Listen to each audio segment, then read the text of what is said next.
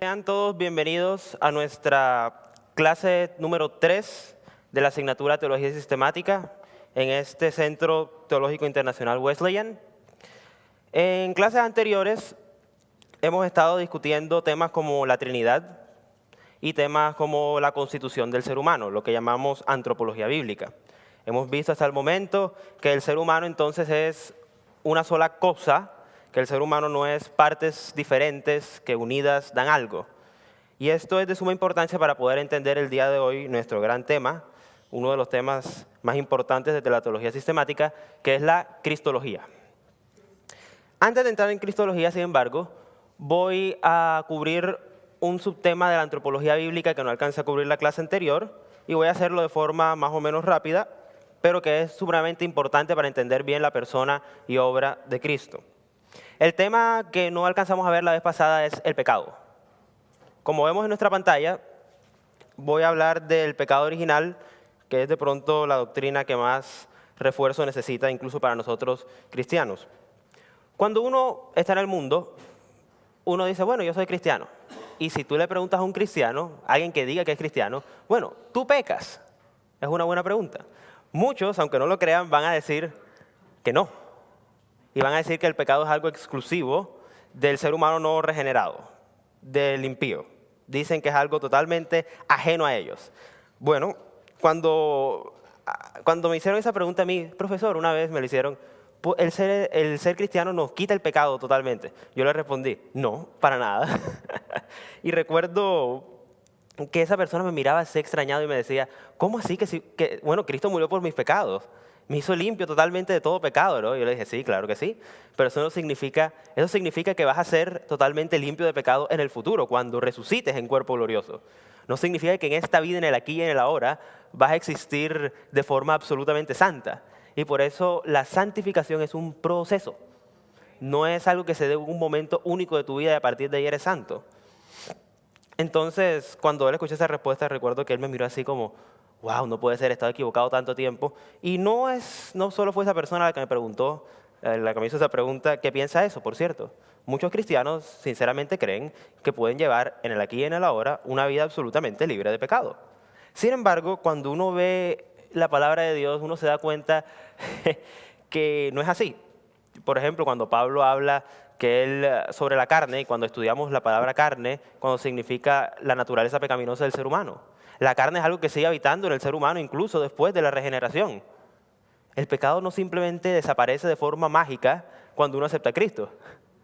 Y esto es algo que debemos tener muy en cuenta porque, ¿qué es lo que diferencia en el caso de Cristo que vamos a ver hoy, a Cristo de nosotros? Cristo era totalmente humano, claro que sí.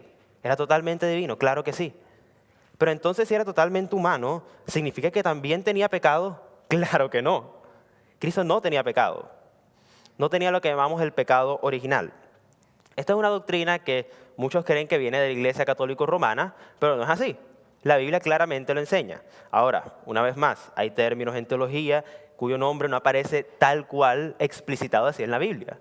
Términos como pecado original no aparece en la Biblia. O el término Trinidad tampoco aparece en la Biblia. Eso yo creo que lo dije en mi primera clase.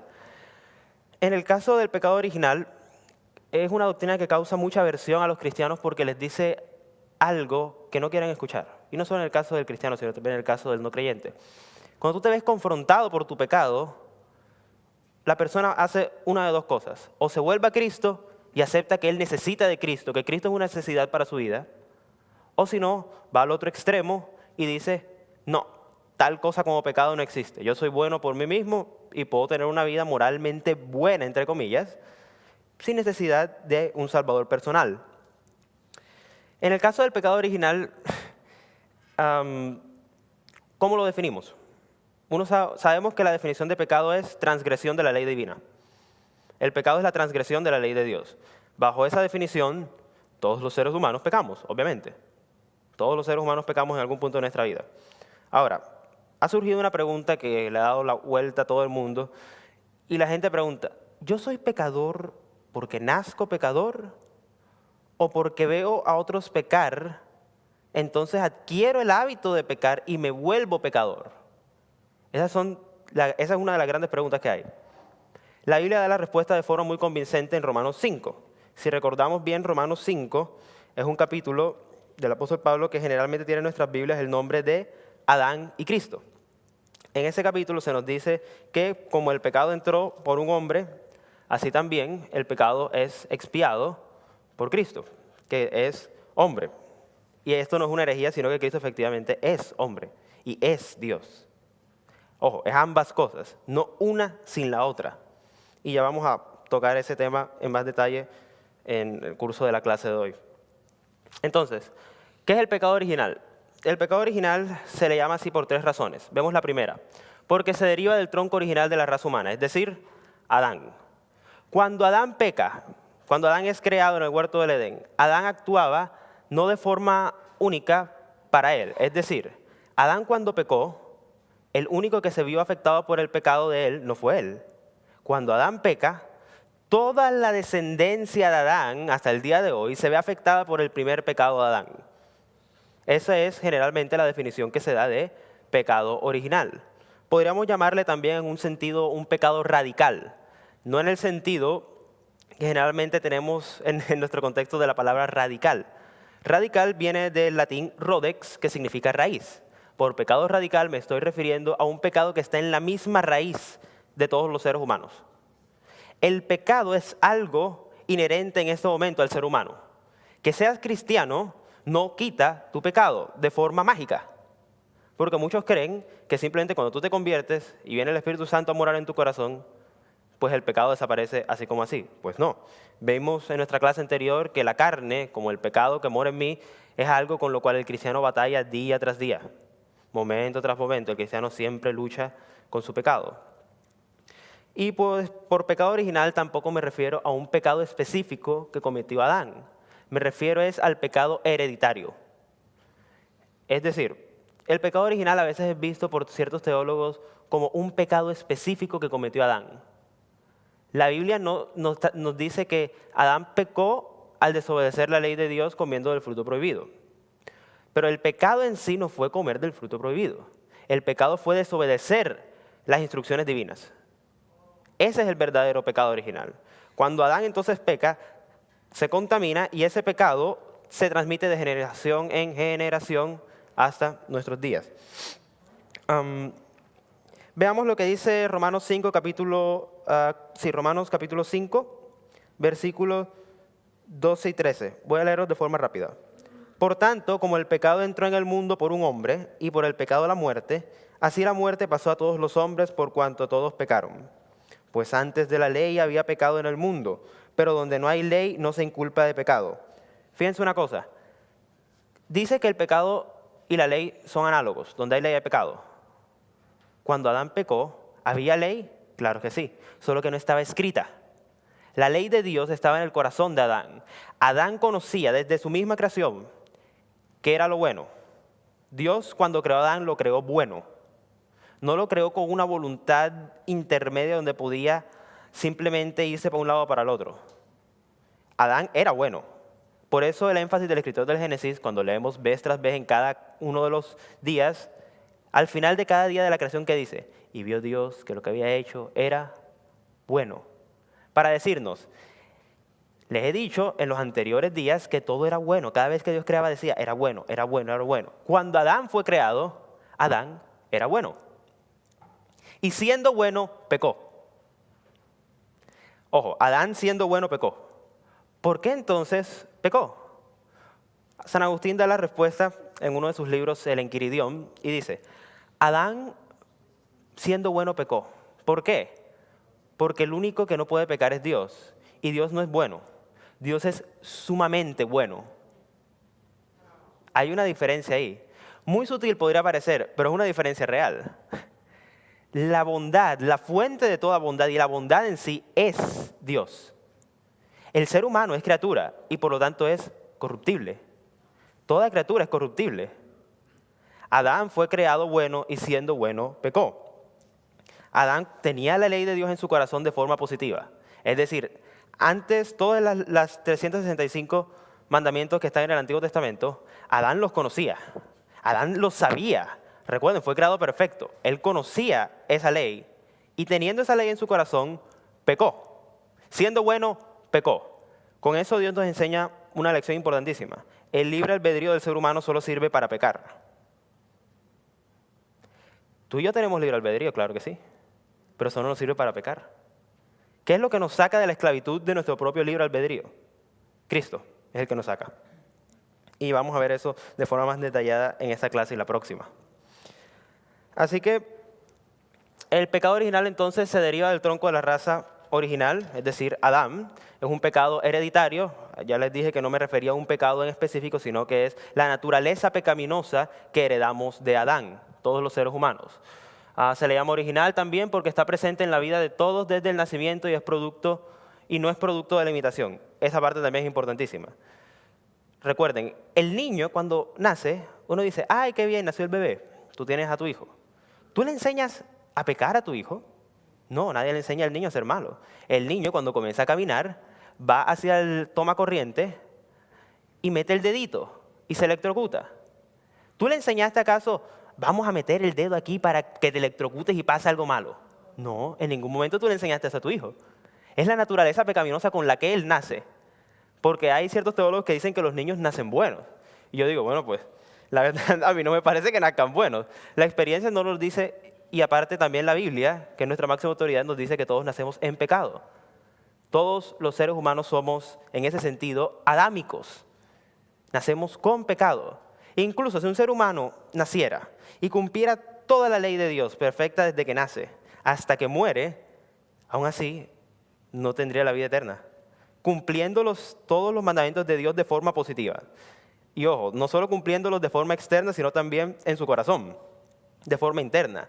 Incluso si un ser humano hiciera eso, de nada le serviría para ser salvo.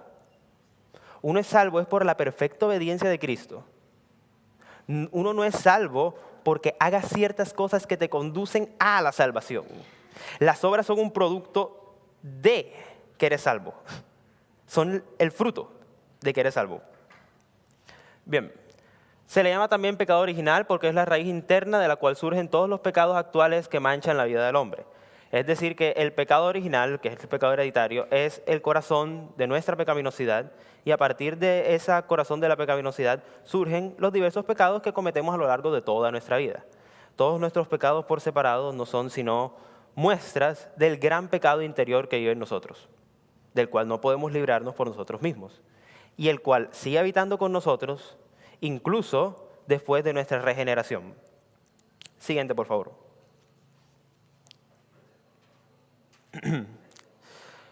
Bien, existen dos elementos en el pecado original. Esto quiero que lo escuchen con mucha atención. La culpa original, es decir, describe la relación penal con la ley. ¿Qué significa eso? Cuando Adán peca, Dios, como juez justo que es, dice, ok, tú has pecado, has roto el pacto que yo hice contigo. Hay unas consecuencias por haber roto el pacto. Una de esas consecuencias es la maldición de la ley. Recuerden, Adán tenía la ley en su corazón. Después de eso, la ley interna que tenía Adán se ofusca y Adán ya no conoce la ley de Dios como la conocía antes de pecar. Por eso Dios después decide exteriorizar esa ley y darla de forma escrita al pueblo de Israel. Y les dice, como todos ustedes pecaron con y en Adán, yo debo darles a ustedes la ley escrita, porque ustedes ya no la tienen en el corazón. Una vez entonces Adán peca y el Señor enseguida da la respuesta al problema. Dios no se quedó cruzado de brazos y dijo, no puede ser posible, Adán ha pecado, ¿ahora qué hago? No, ángeles, vengan, consultemos para ver. No. Dios dijo, ok, Adán pecó, la solución es Cristo. Ya en el capítulo 3 del Génesis está lo que llamamos en teología el protoevangelio, es decir, la semilla del evangelio, cuando Dios les dice que efectivamente va a haber un Salvador. Entonces, la culpa original describe la relación penal con la ley. Somos merecedores de castigo independientemente de los méritos imputados de Cristo. Esta parte es importante también. A pesar de que a nosotros se nos imputa en nuestra cuenta la justicia de Cristo, todo lo que Él sufrió y vivió por nosotros aquí en la tierra, eso aún así no nos libra de la culpabilidad justa que tenemos ante Dios. Seguimos siendo culpables a través de toda nuestra vida. Cuando somos resucitados, ya no seremos culpables y por eso tenemos que morir. Uno muere porque la muerte es la paga del pecado. Dios dice, ok, de lo que nos libró Dios fue de la parte difícil. ¿Cómo pagaríamos por la muerte eterna? Cristo murió la muerte eterna por nosotros, porque aún así todo hombre tiene que morir. Independientemente que haya una vida santa, aún así mueres. Tienes que pagar la culpa que llevas. Nacemos mereciendo el castigo de la ley y morimos mereciendo el castigo de la ley, tal cual lo tenemos en Gálatas 3, 19 al 25. Este es un pasaje sobre el cual de pronto voy a volver en futuras clases, porque es importante para entender después cómo el apóstol Pablo ve la relación entre ley y pecado. Recuerden que el apóstol Pablo generalmente une la ley al hecho de ser pecaminoso y nos dice que la ley nos sirve para mostrarnos la rectitud de Dios y nuestro pecado. Nos dice, ok, hasta ahí la ley. Tú no eres salvo por medio de la ley. Él tiene razón, nosotros somos salvos por medio del cumplimiento perfecto de la ley, no por la ley en sí. Pero puesto que nosotros tenemos el pecado original y no estamos capacitados para tener el cumplimiento perfecto de toda la ley, tuvo que venir Cristo y cumplir durante toda su vida de forma absolutamente perfecta toda la ley. Cuando Cristo cumple la ley, la cumple tan absolutamente que involucra dos aspectos. Cristo cumple la ley de forma moral, es decir, los preceptos morales que incluyen, eso está en el Decálogo, por ejemplo, las relaciones con los demás seres humanos y las relaciones para con Dios. Y cumple además de forma perfecta la ley ceremonial. Por ley ceremonial me refiero a todas las leyes del Antiguo Testamento que involucran, por ejemplo, la circuncisión, el Shabbat. En nuestro caso, nosotros tenemos que cumplir es la ley moral, como agradecimiento por lo que Cristo ha hecho por nosotros. Pero lo que queda abolido es la parte ceremonial de la ley. Es decir, por eso es que nosotros ya no tenemos que circuncidarnos y utilizar todos los preceptos externos que una vez fueron dados al pueblo de Israel. Porque el verdadero corazón de la ley está en la ley moral. Nuestras relaciones para con Dios y nuestras relaciones para con el prójimo. ¿Cómo resumió Cristo la ley? El gran mandamiento. Amarás a Dios con todo tu corazón, con toda tu alma y con todas tus fuerzas, y amarás al prójimo como a ti mismo. Ese es el resumen absoluto de la ley. Esos dos fueron los grandes mandamientos que Cristo cumplió en el aquí y en el ahora cuando vino a este mundo. Siguiente, por favor. Entonces vemos que la culpa original es el aspecto judicial. También el pecado original involucra corrupción original. ¿Qué significa esto? Por corrupción significa depravación radical, lo que dije hace un momento. El ser humano no peca porque cometa actos separados de pecado. El ser humano es pecador y por eso peca. En su misma esencia es pecador y por eso peca. Tú no eres lo que haces, tú haces lo que eres. Es decir, Dios es santo y por eso sus obras son buenas. No es porque haga obras buenas que es santo. En el caso del ser humano ocurre lo mismo. El ser humano es pecador y por eso comete pecado. No es al revés. Porque si entonces ser pecador sería cometer actos de pecado esporádicos, entonces por demás murió Cristo. La justicia de Cristo debía ser no solo una justicia aparente externa, debía ser interna también. La rectitud original que Adán había perdido, Cristo la restauró. Cristo era justo, Cristo era santo. Y vamos a ver más de eso ahorita. Siguiente, por favor. Entonces, en el caso del ser humano, eso es lo que la vez pasada no alcancé a tocar de forma muy amplia, pero entonces hoy les di una especie de condensado de la parte de la pecaminosidad humana. Ahora, eso es necesario porque al hablar de el Señor Jesucristo, debemos tener en cuenta algo. Cristo era humano, sí. Cristo era divino, sí. Pero era humano sin pecado.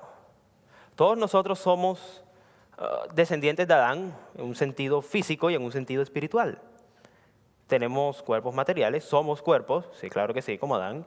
Pero en el caso de Cristo, Cristo era cuerpo, pero era cuerpo perfecto, como Adán, antes de pecar. Cristo ni siquiera tenía la opción de pecar. Eso es la doctrina que llamamos la doctrina de la impecabilidad de Cristo. Cristo era perfectamente sin pecado. Cuando Él nace, nace sin el pecado original, sin la carga de la culpa ante Dios. Él adquiere esa carga de la culpa en la cruz, durante su etapa más, podríamos llamarle, la etapa más abyecta de su sufrimiento. Bien, vamos a analizar entonces ahora unos cuantos nombres y títulos del Señor Jesucristo, y voy a hacer énfasis sobre todo en dos títulos: Hijo de hombre e Hijo de Dios. En una pregunta que me hicieron hace poco relativamente, me preguntaron, bueno, ¿qué diferencia o qué relación hay entre los títulos Hijo de hombre e Hijo de Dios? Porque mucha literatura teológica existe alrededor de esos dos títulos. Entonces, para responder esa pregunta que me hicieron una vez, hoy he decidido incluir en esta sección de Cristología un examen más o menos detallado de los dos títulos de Cristo como Hijo de Dios e Hijo de hombre. Bien, Jesús proviene del hebreo Yeshua o Yoshua, donde significa salvar. Jesús, que en griego es Iesous, se escribe en griego, es la traducción del hebreo que significa salvar. Fíjense, en el mismo nombre de Cristo está su propósito. Recordemos que los nombres en la Biblia significan algo. A ti no te ponían un nombre tus papás porque sonara bonito. Tú te llamabas así porque eso representaba quién eras tú. El mismo nombre de Cristo es Jesús, Salvador. Él es el que salva. La segunda designación, Cristo, es la designación oficial para el Mesías. Traduce ungido. Describe un título real, efectivamente. Cristo, por eso generalmente uno lo encuentra como Cristo Jesús, o el Cristo, es decir, el ungido. También como sinónimo de el Mesías.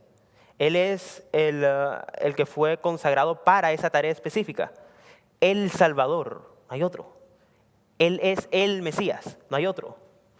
Y por eso Pablo siempre pone Cristo Jesús, en nombre de Cristo Jesús. Pablo le encanta poner Jesucristo o Cristo Jesús en sus epístolas. ¿Por qué?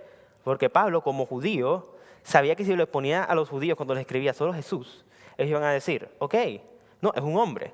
Por eso el énfasis de Pablo en siempre ponerles en las epístolas, Cristo Jesús, Jesús el Cristo, siempre juntos para decirles, Él no es solo un hombre, Él es Dios y es el Mesías prometido. Es la designación oficial para Mesías. Tenemos aquí algunos pasajes que sirven para ver cómo se utilizaba en el Antiguo Testamento el título de Cristo, Hamashiach, en el caso del hebreo. Siguiente, por favor. Siguiente, por favor. El título Señor, en griego Kurios.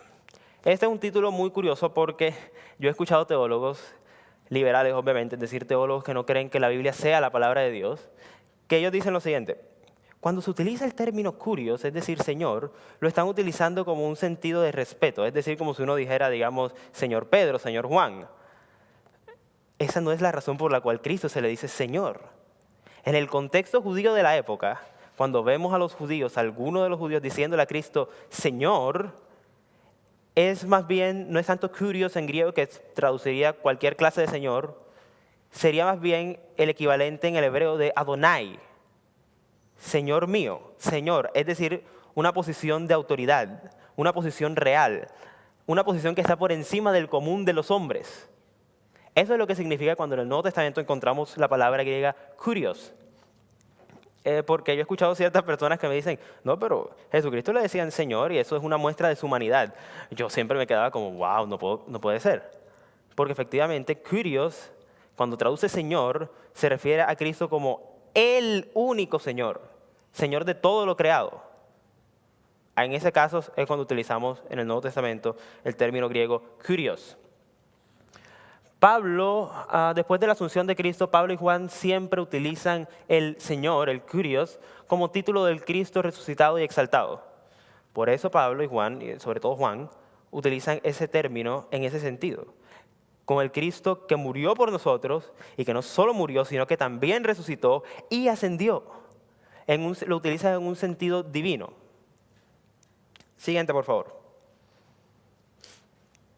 Bien, después de eso hemos llegado a la parte tan emocionante de nuestra clase de hoy. El título Hijo de Hombre. Voy a aclarar lo que no significa y voy a aclarar lo que significa. Primero que todo, ¿hemos encontrado ese título en alguna parte del Antiguo Testamento? La respuesta es sí. En el libro de Ezequiel, Y en el libro de Daniel se encuentra el título hijo de hombre.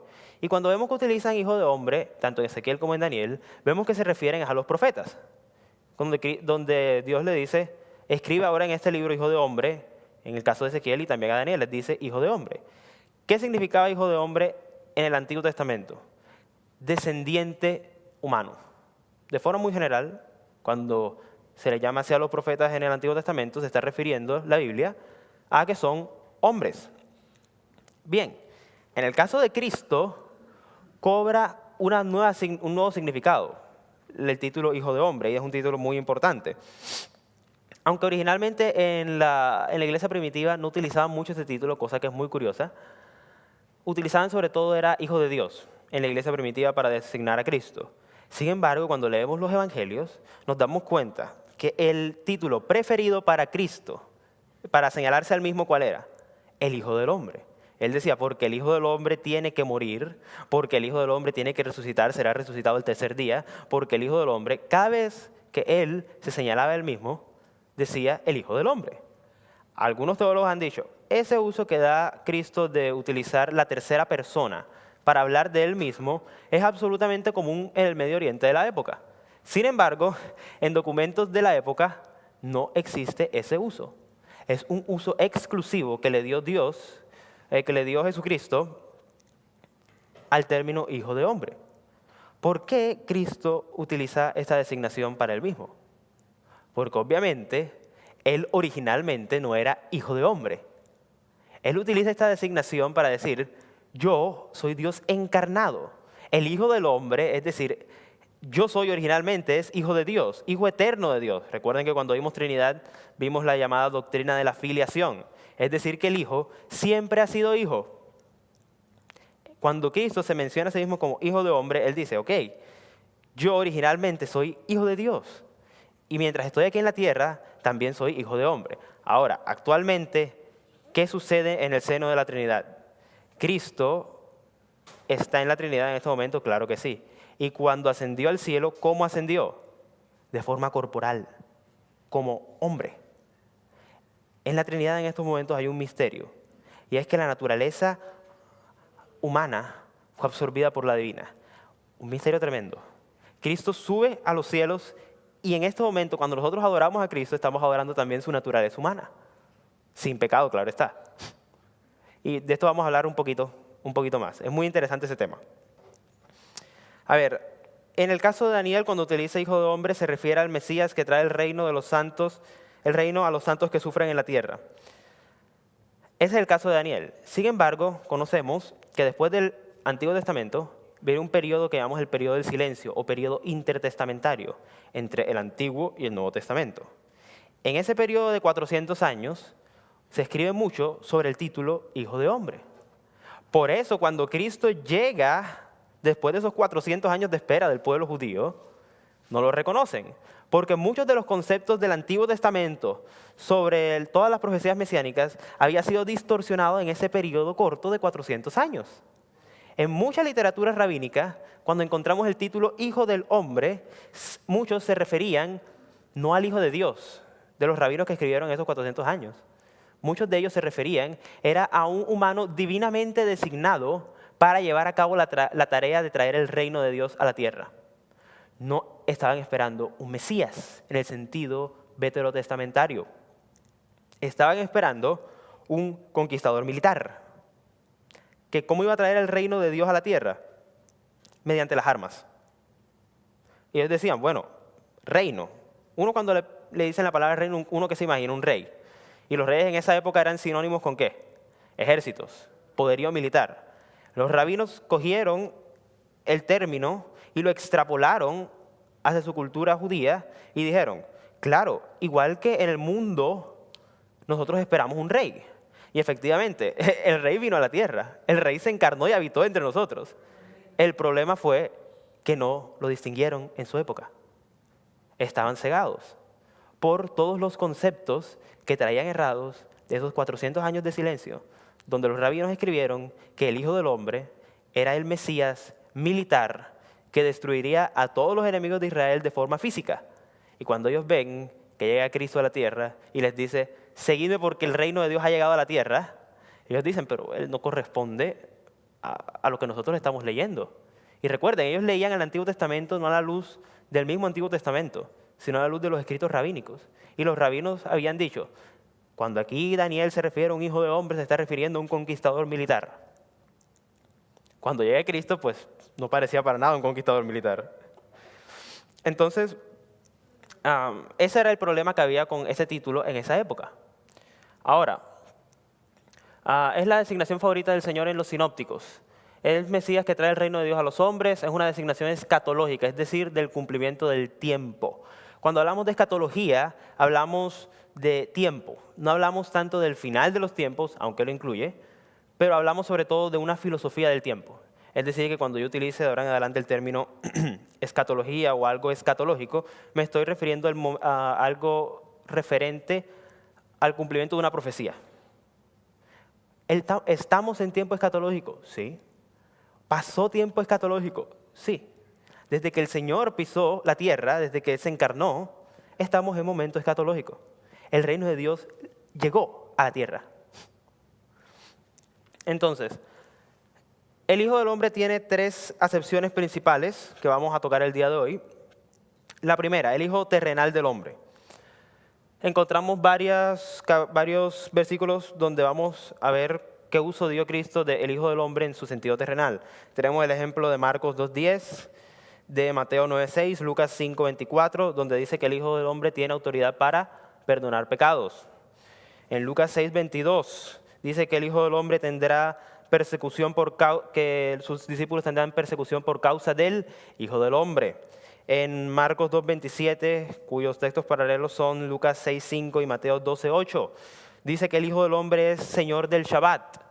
Ese pasaje es muy curioso en Lucas 6:5, porque ¿quién más puede decir que es Señor del Shabbat sino Dios mismo?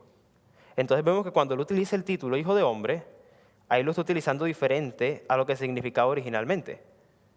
Hijo de hombre ahí no es simplemente un hombre, porque un hombre no tiene autoridad sobre el Shabbat. ¿Quién es el único que puede tener autoridad sobre el Shabbat? El mismo creador del Shabbat. ¿Que quién es? Cristo, Dios encarnado. Él dice, el Hijo del Hombre tiene autoridad sobre el Shabbat. Y cuando les explica a los judíos lo que significa en realidad el Shabbat, que no significaba como estaba en la tradición rabínica, que era un reposo tan absoluto que incluso contaban los pasos hacia los sitios donde podían ir. Había un tope de pasos que tú podías dar en Shabbat, en la literatura rabínica. Los judíos llegaron al extremo de contar los pasos y de poner ciertas restricciones a las actividades humanas durante el tiempo del Shabbat. Ellos seguían la letra, eran literalistas, pero no seguían el espíritu de la ley. Cristo cumplió el espíritu de la ley.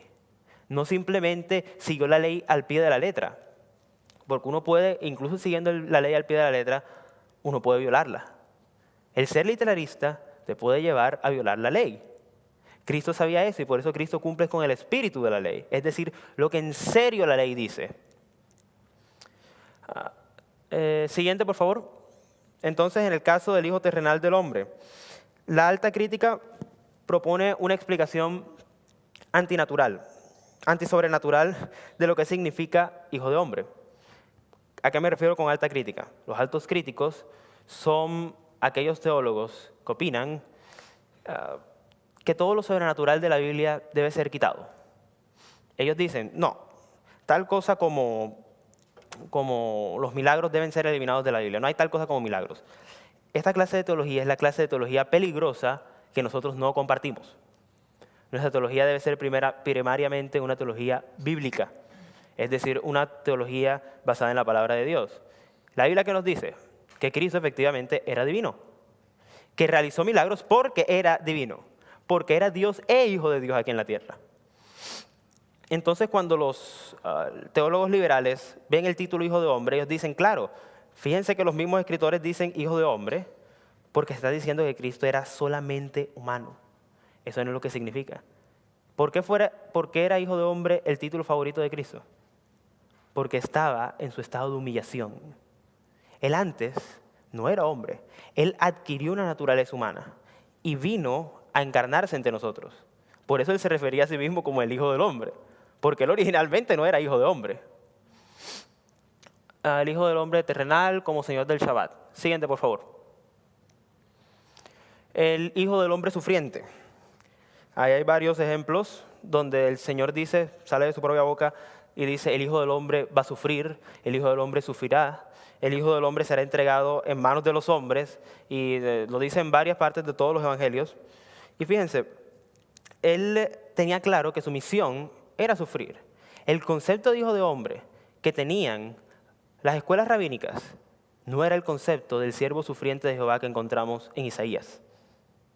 Cristo sabía que el Hijo del Hombre debía sufrir y sabía que ese era el cumplimiento de la profecía mesiánica de Isaías. En más de un aspecto, Cristo sabía que era Dios. Eso es lo que llamamos su conciencia mesiánica. Cristo estaba seguro de que era Dios. Él no se preguntó alguna vez si de pronto era Dios, si de pronto... Él nunca dijo, no, de pronto yo estoy equivocado y no soy Dios. No. Cristo era totalmente divino y sabía que lo era. Y como tal actuó. Cuando dice que el Hijo del Hombre es Señor del Shabbat, cuando dice que el Hijo del Hombre tiene poder para perdonar pecados. Estas son cosas que en el mundo judío eran muy serias. El único que podía perdonar pecados, el único que se podía declarar Señor del Shabbat, era Dios. Los judíos entendieron que Él era Dios. No solo eso, sino que también en más de un aspecto Cristo demostró, no solo con sus palabras, sino también con sus hechos, su divinidad. El curar enfermedades consideradas incurables en la época, lo hizo muchas veces, más de una vez. Pero bueno, la parte de los milagros de Cristo no convencieron a nadie, ¿saben? Los milagros Cristo no los hacía para convencer. Cristo realizaba los milagros para demostrar que Él efectivamente era Dios. Pero los milagros no convierten a nadie. Los milagros en el Nuevo Testamento son señal, es de que Cristo es Dios, no de que una persona se vaya a convertir. Los escribas y los fariseos vieron vez tras vez cómo Cristo hacía milagros y no se convirtieron. Los milagros apuntaban y decían, sí, Él es el Hijo del Hombre, correcto, el Hijo del Hombre sufriente. Él sufrió efectivamente y y vemos a Cristo representado en Isaías como varón experimentado en quebrantos. No solo físicos, sino también espirituales. Siguiente, por favor. La última parte que quiero tocar en el caso del título Hijo de Hombre es el uso apocalíptico de Hijo de Hombre. El uso apocalíptico encontramos esta descripción en Mateo 26, 62 al 64. Cristo afirma ahí varias cosas. Continuando entonces con nuestro tema de hoy, de la cristología, vamos a analizar el último concepto, que es el Mesías, Cristo, con su título de Hijo del Hombre. Ya hemos visto dos acepciones anteriores del título Hijo de Hombre. Lo vimos ya como el Hijo del Hombre sufriente y como el Hijo terrenal del Hombre. Por último, vamos a ver entonces lo que significa en su contexto apocalíptico. Y no quiero que nadie se asuste con el término apocalíptico, porque uno tiende a relacionar apocalíptico con algo terrible, con un final catastrófico o algo por el estilo. No, eso no es lo que significa el término apocalíptico. El término apocalíptico simplemente es un tipo de literatura profética que es específicamente la literatura que se relaciona con el final. En el caso del creyente, el final apocalíptico que esperamos es un buen final. En el caso del no creyente, es un final que es mejor no comentarlo el día de hoy. Así que cuando vemos que la idea de sufrimiento está unida profundamente al tema apocalíptico del Señor, vemos que es una idea que está unida a la venida gloriosa de Cristo. Recordemos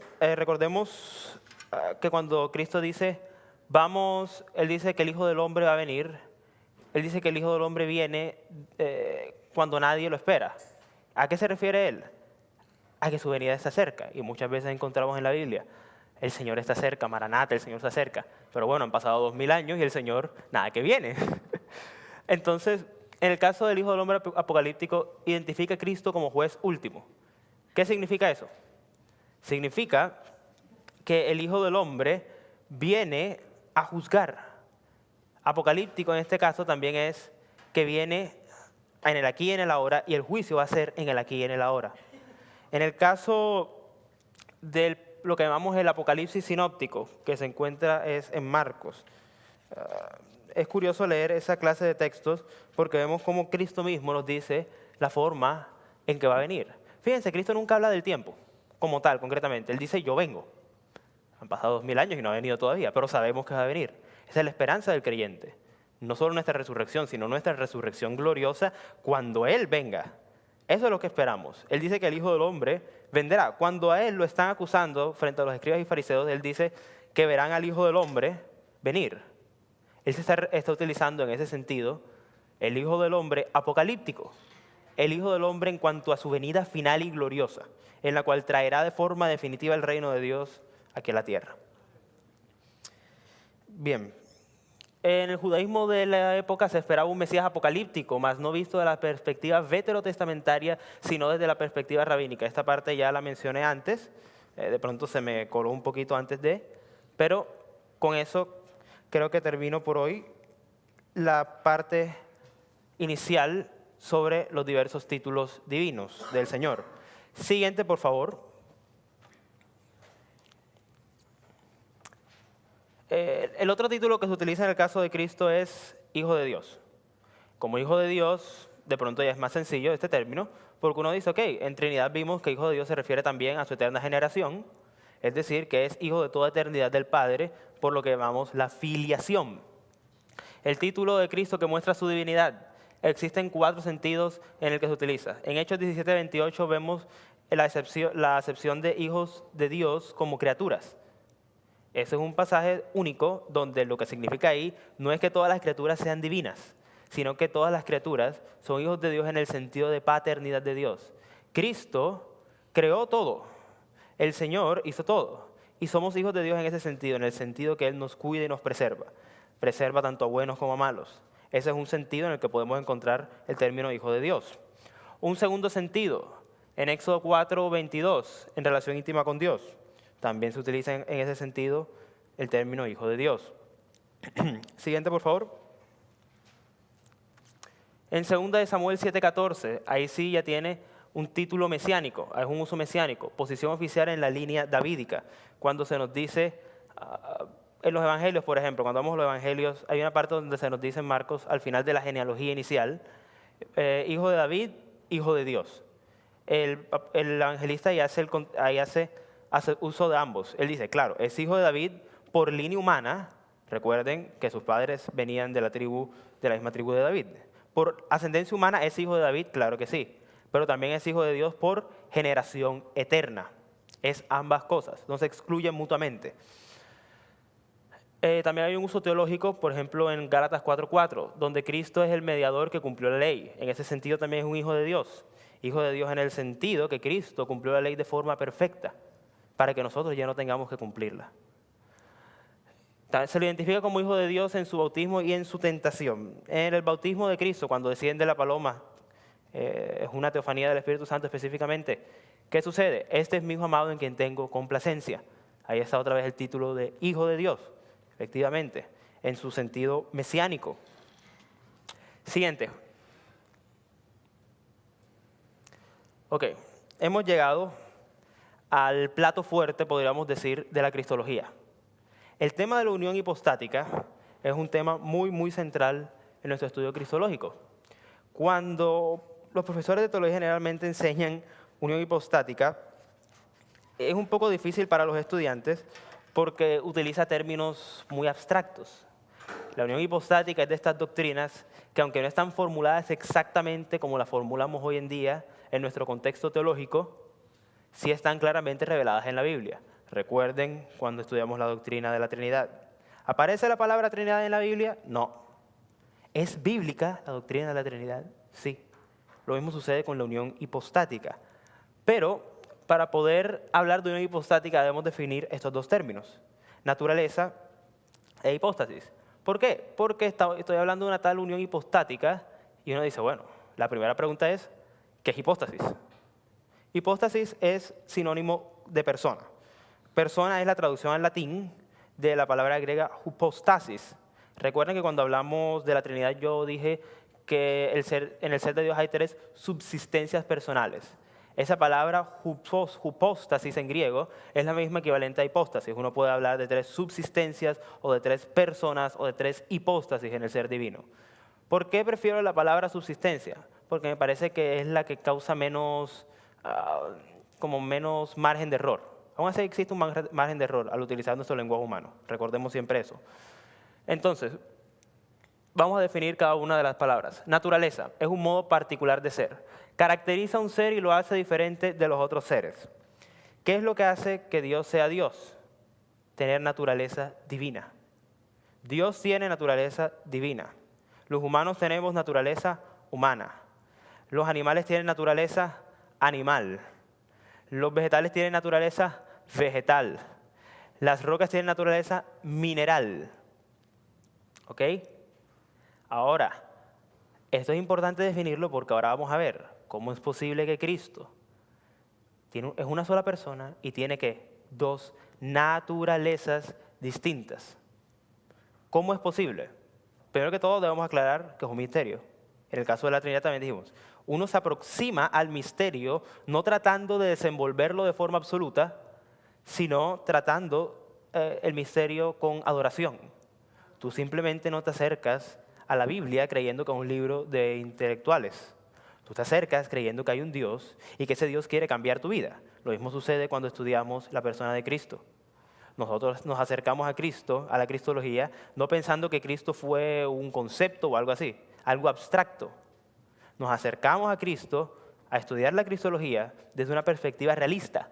Cristo efectivamente existió. Y Cristo existió aquí en la tierra de una forma muy particular. Esa forma particular en la que existió Cristo aquí estando en la tierra está caracterizada por esto, la unión hipostática. Entonces, naturaleza es modo particular de ser. Entonces ya sabemos que podemos hablar de naturaleza animal, naturaleza vegetal, naturaleza mineral. ¿Qué compartimos todos los hombres? Nuestra naturaleza humana. ¿Qué tiene Dios que comparten el Padre, el Hijo y el Espíritu Santo? Aparte de la esencia, lo que hace que Dios sea, lo que es su naturaleza divina. Bien, en el caso de la persona es una naturaleza individualizada. Es decir, en el caso de los hombres, un ser humano, un hombre es naturaleza humana individualizada. ¿Ok? Es un modo particular de ser, el ser humano. Todos los humanos tenemos naturaleza humana. Pero ya hablamos de persona cuando esa naturaleza se individualiza. Un humano, 2 humanos, 3 humanos. Ahí son 3 personas. Todos comparten la naturaleza humana, pero cada uno es una naturaleza individualizada. Bien. También puede ser definida hipóstasis como sustancia de la cual los fenómenos son una manifestación.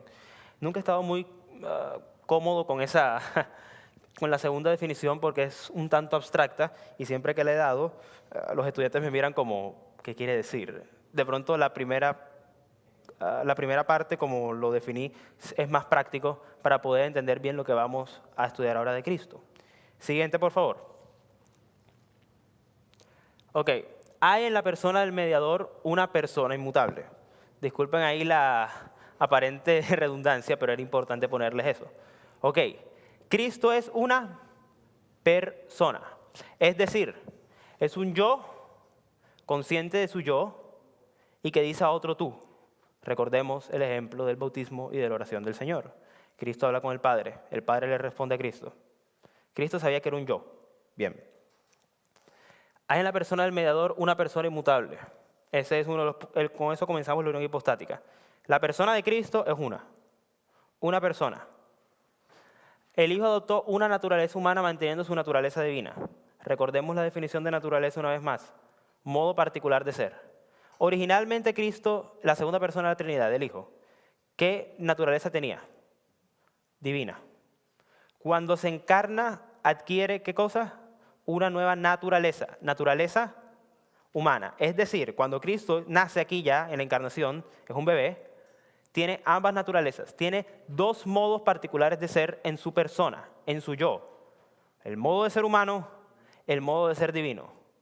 Ambos en su persona. No se mezclan. No es que Cristo tenía una parte humana y una parte divina. Ahí los estás dividiendo. Eso no se hace. Tampoco es que Cristo tenía una naturaleza humana divinizada o divina humanada. Ahí los estás mezclando. Estos dos conceptos van a darse cuenta en futuras clases de historia del pensamiento cristiano, cómo surgieron esos dos conceptos erróneos de Cristo y por qué la iglesia luchó durante tanto tiempo para establecer esta doctrina que estamos viendo hoy, conocida como la unión hipostática. ¿Qué significa unión hipostática? Significa que en una hipóstasis, una persona, Cristo, se conjugan dos modos de ser particular, dos naturalezas, la humana y la divina, conservando cada naturaleza sus propiedades. Por eso nosotros podemos decir cosas como las siguientes. Cristo tuvo hambre, ¿ok? Según su naturaleza humana, tuvo hambre, tuvo sed, sudó, se fatigó. Desde la perspectiva de la naturaleza divina, Cristo era efectivamente el Señor del Shabbat, era Dios, efectivamente su naturaleza divina, Él era Dios. Pero entonces, porque muchas personas dicen, pero en la Biblia hay contradicciones. Cristo dice en esta parte que Él es Dios y después dice que tengo sed. Ojo, el problema está en decir, cada propiedad es de la naturaleza. Las propiedades divinas son parte de la naturaleza divina. Las propiedades humanas son parte de la naturaleza humana. Ambas están conjugadas en una persona. Cristo dice, tengo sed. ¿Quién tuvo sed? ¿La naturaleza divina o la humana? La respuesta es ninguna. Tuvo sed Cristo, la persona de Cristo. Lo que da cohesión a la idea de la unión hipostática es el concepto de persona. Es, una vez más, como en la Trinidad, unidad en pluralidad. Uno dice, Cristo murió. Efectivamente, Cristo murió. Cristo resucitó, Cristo resucitó. Tú no dices, la naturaleza humana de Cristo murió y la naturaleza divina no murió. Tú tienes que decir es Cristo murió. ¿Quién murió? Cristo. ¿Qué sucedió entonces? Para darles un buen ejemplo que una vez escuché de un teólogo, R.C. Sproul, él dice, ¿qué sucedió entonces cuando Cristo murió? Si Cristo murió, ahí está la persona de Cristo en el sepulcro, ¿verdad? Lo tenemos ahí. ¿Dónde estaba Cristo? ¿Qué sucedió con la naturaleza divina? La naturaleza divina estaba unida a un cuerpo humano ahí en ese momento. En ese momento, Él seguía siendo Dios. Estando en el sepulcro, Él seguía siendo Dios. Es decir, podíamos ir en ese momento cuando Él estuvo en el sepulcro y adorar la tumba, adorar a Cristo. Claro que sí. Seguía siendo Dios. Cristo seguía siendo Dios incluso en el momento de su muerte. Entonces muchos me preguntan, bueno, ¿y qué significa entonces cuando la palabra dice, ¿por qué me has desamparado? Cuando Cristo, ¿acaso significa que Él de repente dejó de ser Dios y solo quedó la parte humana? Estoy utilizando además más la expresión, no la parte humana, vamos a hablar de naturalezas. Los dos modos característicos de ser. No, cuando Él dice, ¿por qué me has desamparado? Se refiere es que Él nunca había experimentado lo que era el pecado. En ese momento singular de su existencia aquí en la tierra, Él experimentó todo el pecado de un solo, en un momento único. Él nunca había experimentado pecado. Él fue literalmente hecho pecado. Y vamos a ver esto de forma más amplia ahora. Esta parte es muy importante. Entonces, en la unión hipostática tenemos que tener claro, primero, una sola persona, es decir, es un solo yo, Cristo. ¿Qué se conjuga en la hipóstasis de Cristo, en la persona de Cristo? Las naturalezas, que son ¿qué? Modos característicos de ser. Él tenía naturaleza divina, naturaleza humana. Bien. Siguiente, por favor. Esto es importante para poder entender lo que viene ahora. Siguiente diapositiva, por favor. Entonces, cada naturaleza de Cristo retiene sus propiedades distintivas. Por eso podemos decir, vuelvo a repetirlo, que Cristo tuvo sed y que Cristo era Señor del Shabbat. Aparentemente, uno podría estar describiendo cosas contradictorias en la persona de Cristo. Pero no, recuerden, las propiedades son de la naturaleza, no de la persona. Lo humano lo adscribimos a la naturaleza humana sin pecado, porque además hay que mantener la doctrina de la impecabilidad de Cristo. Yo antes dije que el ser humano nació con el pecado original y que morimos con el pecado original, efectivamente. Ese no fue el caso de Cristo. Cristo nació sin pecado original. Cristo sí es sin pecado concebido. Efectivamente. Entonces, cada naturaleza es perfecta. La humana es realmente humana y la naturaleza divina es realmente divina. No hay una división, sino que simplemente se distinguen en la persona de Cristo. Uno no puede decir que en esta parte está actuando la parte humana de Cristo y en esta parte está actuando la parte divina. No, está actuando ¿quién? Cristo. Siempre hay que ver a Cristo como un todo. No podemos dividirlo o cortarlo en partes. Bien, ahora vamos a entrar. Esto es sumamente importante para poder entender bien este gran tema que conocemos como la doctrina del estado de humillación de Cristo. ¿A qué me refiero con humillación? Bueno, vamos a buscar el texto de Filipenses capítulo 2, versículos 1 al 11. Este es un texto que ha tenido muchas interpretaciones y que muchos tuercen a menudo. Sectas como los Testigos de Jehová, por ejemplo, utilizan esta clase de textos fuera de su contexto para decir cosas como que Cristo no era Dios. Cuando leemos Filipenses 2, la parte que sobre todo me interesa del 1 al 11 es todo el texto que vamos a leer, pero quiero centrarme primero aquí en este versículo, el versículo 6 y versículo 7. Nos dice que haya pues en vosotros este sentir que hubo también en Cristo Jesús, el cual, siendo en forma de Dios, no estimó el ser igual a Dios como cosa que aferrarse, sino que se despojó a sí mismo, tomando forma de siervo, hecho semejante a los hombres. Veamos una cosa. Esa palabra ahí de despojarse, se despojó a sí mismo. El término griego ahí es ekenosein. Por eso esto también lo conocemos como la doctrina de la kenosis o la doctrina del vaciamiento. En inglés los teólogos les dicen the doctrine of self-emptiness of Christ. ¿Eso qué es? Uno tiene que leer muy bien este texto para poder comprenderlo en su sentido original. ¿Por qué? Yo he escuchado teólogos que utilizan Filipenses 2, del 1 al 11, para decir que Cristo dejó de ser Dios en algún punto de su existencia aquí en la tierra. Eso no es lo que quiere decir el texto. Él nunca dejó de ser Dios. Seguía manteniendo la naturaleza divina. Por eso les hice énfasis que incluso en la tumba seguía siendo Dios, con su naturaleza divina, unida a una naturaleza humana, sí. ¿Era digno de adoración? Claro que sí. Y no desapareció su naturaleza divina. Cuando llegamos al texto de Filipenses y vemos la palabra aquí, despojó de sí mismo, hay teólogos que dicen, bueno, lo que hizo Cristo fue dejar su divinidad. ¿Qué fue lo que dejó Cristo? La pregunta aquí es, ¿qué nos dice la Biblia? ¿Qué nos dice el texto que dejó Cristo? ¿Dejó acaso su naturaleza divina? No. ¿Qué dejó entonces?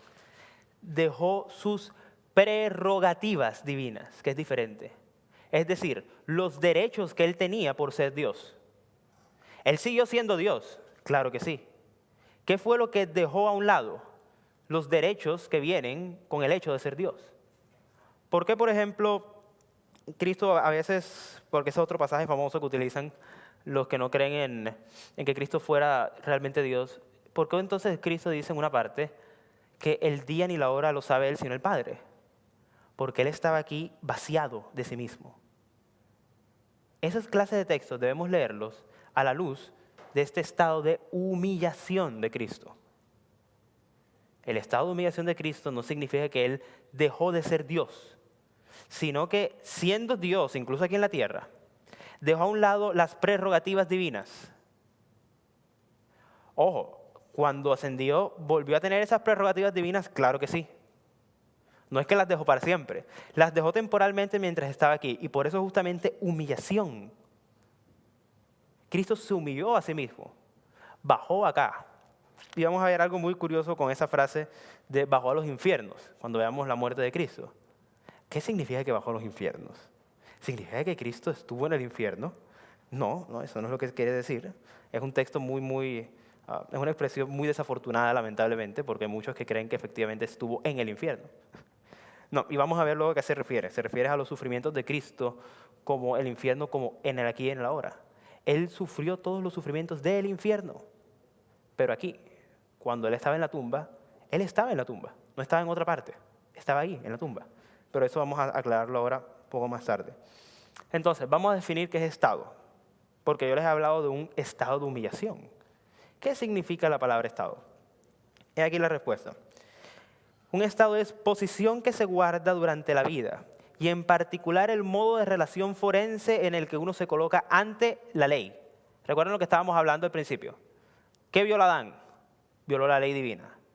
¿Por qué Cristo se humilla? Para cumplir lo que Adán no pudo cumplir. ¿De qué se vacía? De sus prerrogativas divinas. ¿Sigue siendo Dios? Claro que sí. Pero se coloca ahora bajo la ley, para cumplirla. En el estado de humillación, Cristo estuvo bajo la ley, obligado a cumplirla de forma perfecta, incluyendo la pena misma de la ley. Por eso era necesario que no solo Cristo sufriera durante toda la vida, sino que además fuera juzgado como fue juzgado de forma injusta, fuera azotado, fuera escupido, fuera maltratado, fuera llevado a la cruz del Calvario, muriera de la forma que murió. No es simplemente una gran coincidencia que Cristo haya muerto en la cruz. La cruz era en esa época la peor forma de muerte que había en el Imperio Romano. Solo los peores criminales morían de esa forma. Bajo la ley romana de la época, si tú eras ciudadano romano, no podían crucificarte, porque era una pena que solo se dejaba para los delitos más bajos y para gente que no fuera ciudadana. A Cristo se le imputó la pena más alta aquí en la tierra y también se le imputó la pena del sufrimiento eterno. En esos momentos que Cristo estuvo ahí en la cruz, sufrió todos los sufrimientos del infierno por nosotros, de forma real, de forma física y espiritual, ahí, en la cruz. Es algo que de pronto uno no logra ver bien cuando lee. Uno dice, bueno, pues sí, ahí dice que Cristo sufrió y bien, lo azotaron, lo escupieron, y murió y después resucitó. Una vez pasa los textos de los evangelios tan rápido como se están acostumbrado a leerlos, uno dice, bueno, pues ahí no hay nada nuevo. Pues no, debemos detenernos y ver qué nos está diciendo la Biblia. Cuando vemos después que la muerte de Cristo fue sustitutiva, es decir, que Cristo murió en griego hupergemón por nosotros. Huper significa en los textos del Nuevo Testamento en lugar de. Murió en nuestro lugar. Es decir, que Cristo sufrió la pena de la ley por todos y cada uno de los que Él murió. De aquellos cristianos. ¿Se imaginan eso? Sufrir cada una de las penas de cada uno de nosotros en la cruz. Y no solo en la cruz es el punto máximo de su sufrimiento, pero el sufrimiento de Él comenzó en el mismo momento de la concepción. Su vida fue una vida de dolor. Y hablando, por cierto, de la impecabilidad de Cristo. Cuando era niño, Cristo no pecó. Efectivamente, Cristo no pecó. Recuerden, Cristo nació sin pecado original. Porque a veces muchas personas piensan, bueno, pero Cristo también fue un niño común y corriente. Y aunque la Biblia no lo dice, uno puede inferirlo que efectivamente, no solo durante su ministerio fue absolutamente y perpetuamente santo, fue desde el mismo momento en que nació. Como niño era Dios. Como hombre maduro era Dios.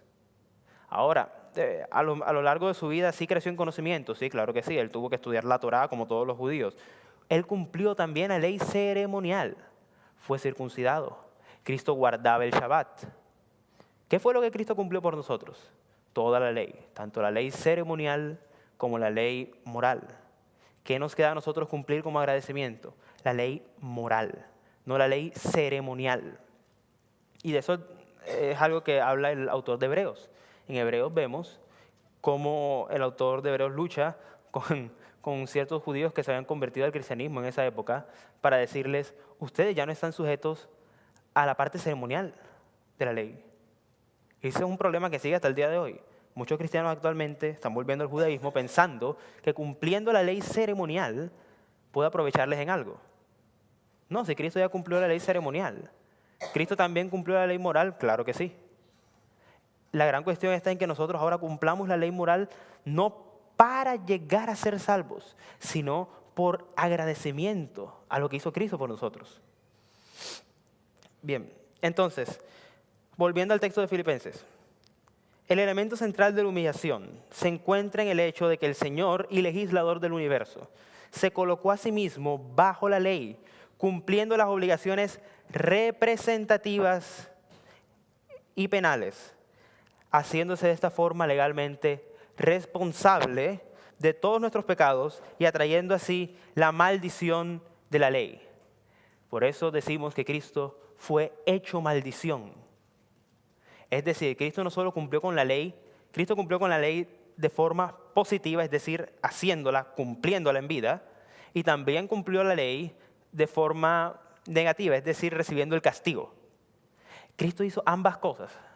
No era suficiente que Cristo cumpliera en toda su vida todos los mandamientos de Dios perfectamente.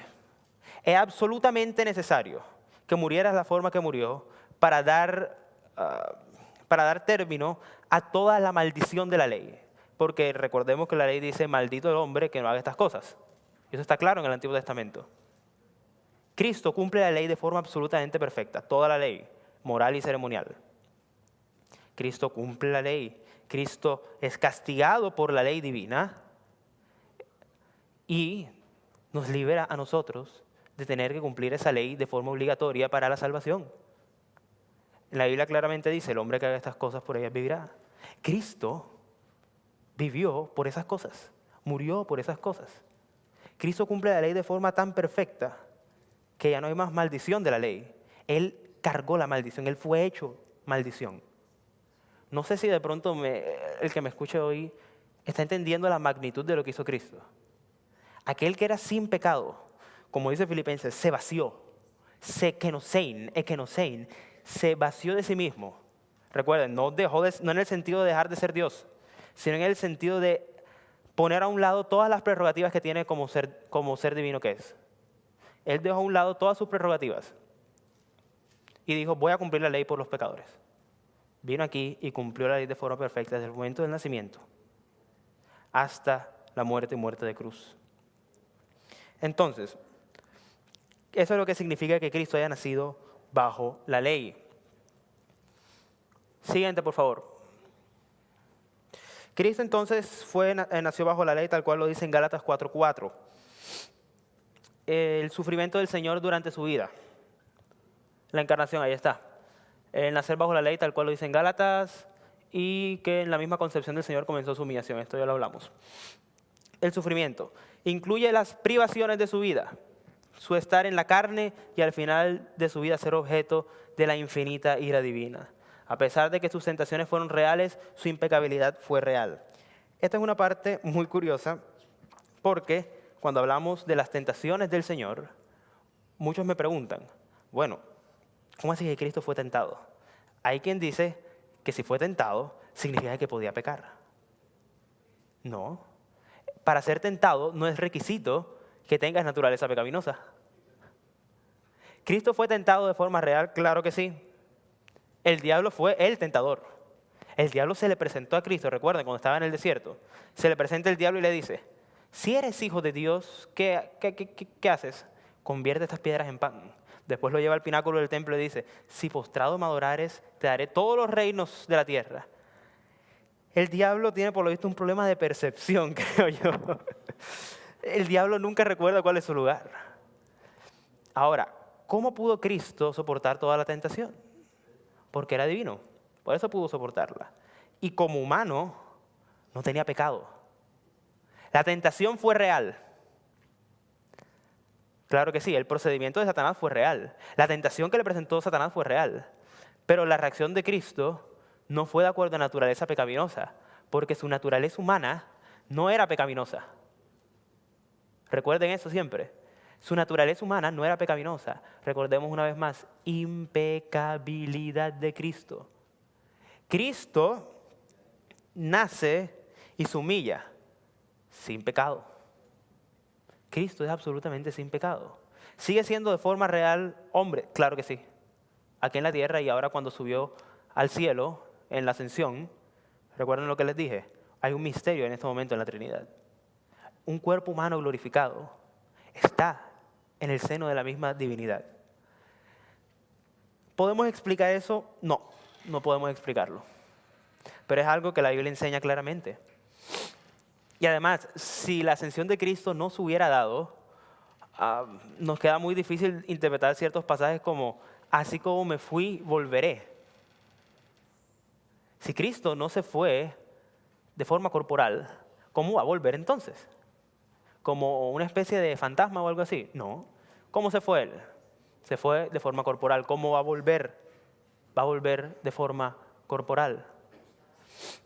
Entonces, la humillación de Cristo, muy importante. Recordar siempre que por esa humillación que vivió desde el momento de su mismo nacimiento, todo lo que vivió, todos los sufrimientos, uno tras otro, fue hombre experimentado en quebrantos, dice la Biblia. El siervo sufriente de Jehová. Siervo sufriente. Volvemos ahí al tema de Isaías. Recordemos lo que opinaban las escuelas rabínicas. Los judíos de la época decían, no es posible, la tradición rabínica no nos enseña a nosotros los judíos que el Mesías vaya a ser un hombre quebrantado, un hombre experimentado en dolores. Bueno, pues por lo visto no habían leído ese pasaje de Isaías. Y bueno, no solo Isaías, son otros pasajes también del Antiguo Testamento.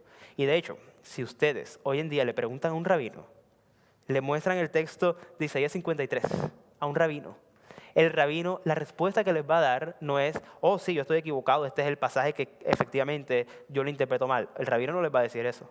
El rabino les va a decir, esa parte de la Biblia no es inspirada. Ese fue un texto añadido.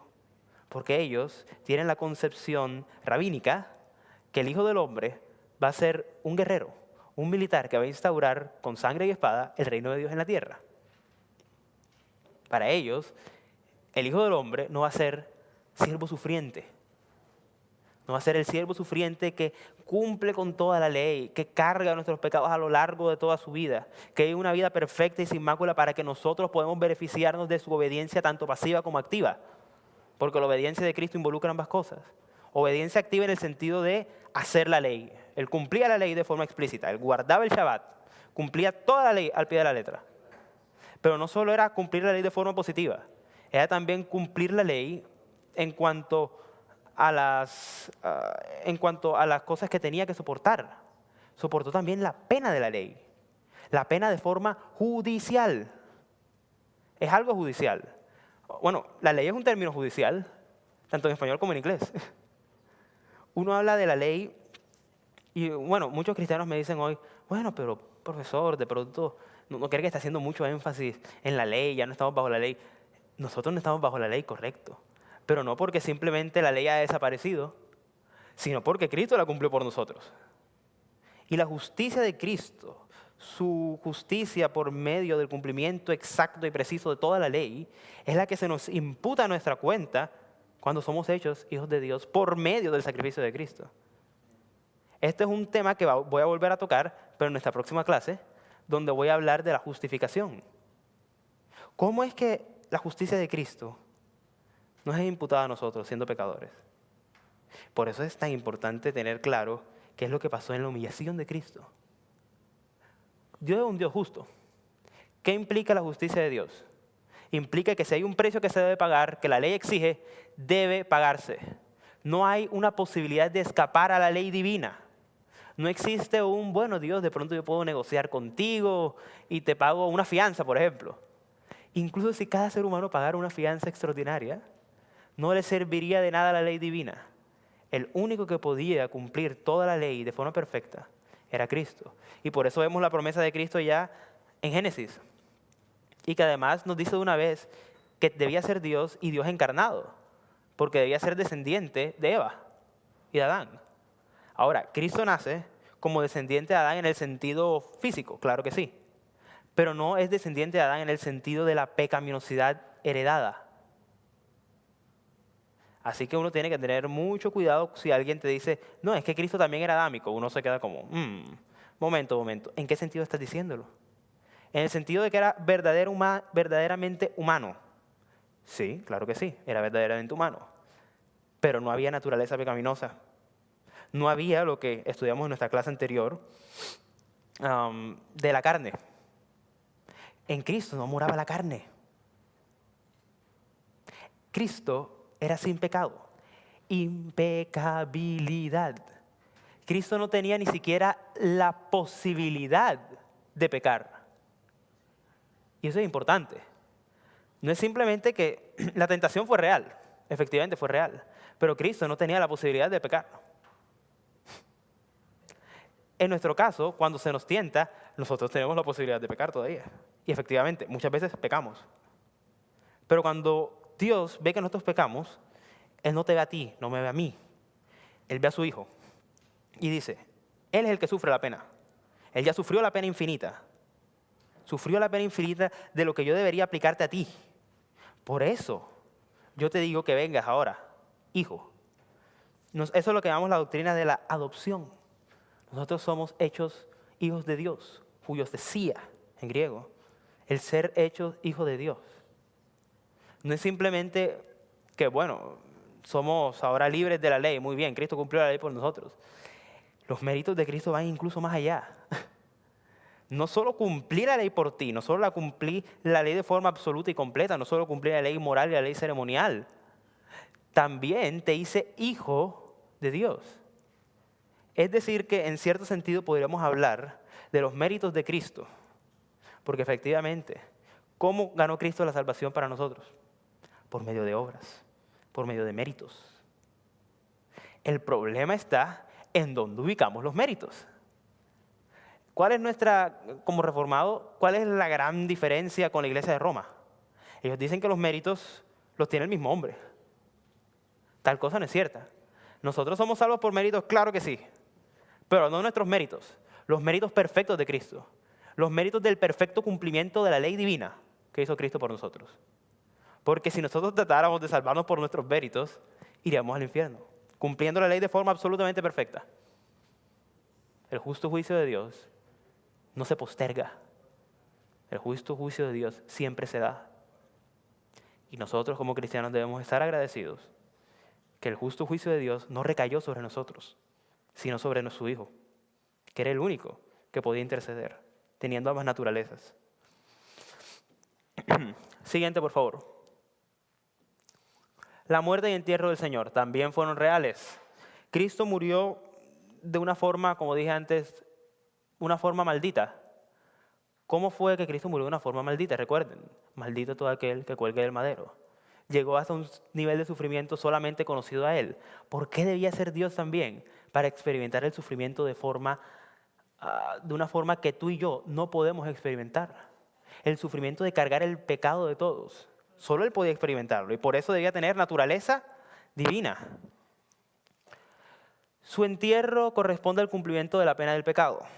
Hay un texto muy curioso en Primera de Pedro, no voy a leerlo ahora, pero es un texto que una vez escuché a un predicador hablar de ese texto, sobre la predicación de Cristo en el Hades. Entonces, cuando él dio su interpretación, yo quedé como, no estoy muy seguro, porque él dice que Cristo fue al infierno efectivamente y predicó a los muertos en el sentido real del término. El problema con esa interpretación es la siguiente: el infierno no ha sido estrenado todavía. Es una forma de hablar, obviamente. Estamos esperando todos el juicio, tanto creyentes como impíos. El gran problema es, Cristo predicó en el Hades. ¿A qué se refiere ahí con el descenso de Cristo al Hades? Por el descenso de Cristo al Hades no se refiere al infierno, que todavía no ha sido estrenado. Se refiere a la tierra. Este es el Hades, pero claro, viéndolo en comparación a su estado original. Recuerden Filipenses 2. Él que dejó su estado original, su posición. Y cuando Él predica en el Hades, ¿dónde predica? Predica aquí en la tierra. Porque aquí fue hecho pecado. Él murió y fue hecho pecado por nosotros, claro que sí. Y pagó toda la pena de la justa ira de Dios aquí en la tierra. Siguiente, por favor. Entonces, 3 conclusiones para el día de hoy sobre lo que terminamos de hablar de antropología y lo que hablamos hoy de la cristología. Primera, la raza humana peca porque es pecadora, no al contrario. Debe quedarnos muy, muy claro que uno no se vuelve pecador por cometer diversos actos de pecado separados. Somos pecadores porque nacemos en pecado, vivimos en pecado y morimos en pecado. Y no hay nada que podamos hacer para evitar el justo juicio de Dios. Cristo es una persona con 2 naturalezas, la unión hipostática. Espero que también haya quedado muy claro el concepto de unión hipostática y las definiciones que di de persona o hipóstasis y naturalezas. que no podemos confundir las naturalezas, no podemos separarlas, debemos distinguirlas. Que cuando digamos algo de Cristo, sea de Cristo como un todo, como persona. No decir, aquí hay una parte que está actuando como humano, aquí hay una parte que está actuando de forma divina. No. ¿Quién actúa? Cristo. Por eso, entonces, podemos decir, Cristo sufrió, Cristo murió. O podemos decir, en un sentido muy real, Cristo murió, Cristo sufrió, Dios murió, Dios sufrió. Por eso podemos decir eso. Y por último, en su estado de humillación, Cristo dejó sus prerrogativas divinas, no su divinidad. Cuando entonces vemos en Filipenses que se nos dice que Cristo fue vaciado, que Cristo se vació, ¿a qué me estoy refiriendo? Nos estamos refiriendo en ese pasaje de Filipenses, no a que dejó su divinidad, sino que dejó los derechos que vienen con su divinidad. Él seguía siendo divino. Es entonces por eso que el estudio de la cristología es tan importante para nosotros. Porque si no tenemos bien la cristología, si no tenemos bien la antropología, no podemos tener bien en nuestra próxima sesión la doctrina de la salvación.